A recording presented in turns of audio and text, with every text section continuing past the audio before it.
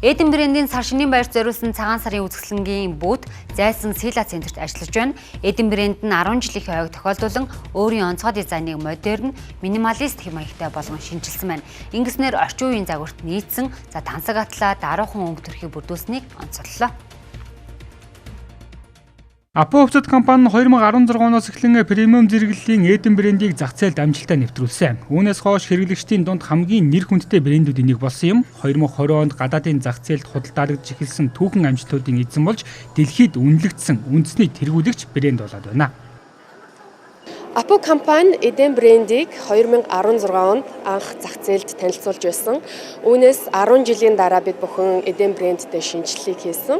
Энэхүү шинжилгээг хийхдээ бид бүхэн Эдэн брэндийг илүү дэлхийн түвшинд хүрэхийн тулд дэлхийд алдартай Францын апартмент 103 гэх агентлагтай хамтарч ажилласан байгаа. За энэхүү брэнд маань, энэхүү агентлаг маань дэлхийн алдарт Campari, Hennessy гэх брэндүүдтэй хамтарч ажилладаг. За энэ маань бол одоо Эдэн брэнд маань яалтчгүй дэлхийн брэнд болсныг нотолж байгаа юм аа. Апо хувьцат компани нь Орос Албаны улс бүгд найрамдах Хятад улс, Солонгос, Франц, Итали, Швейцар, Герман зэрэг улсуудад экспортоор бүтээгдэхүүний амжилтаа гаргаж байна. Мөн туршилтын байдлаар Сингапур, Япон, Болгар, Ирак зэрэг улсуудад борлуулалтын ажиллаж байна. Сүүлийн 3 жилийн байдлаар экспортын борлуулалт 75%-аар өссөн буюу жилийн дундаж өсөлт нь 20% байгаа юм а. Эдгээр амжилтууд нь Апо хувьцат компани бүтээгдэхүүнийг олон улсад хэрхэн үнэлэгдэж дэлхийн стандартыг ханган хүрээгээ улам бүр тэлж бүхэн илэрхийлэл гэж харж байна.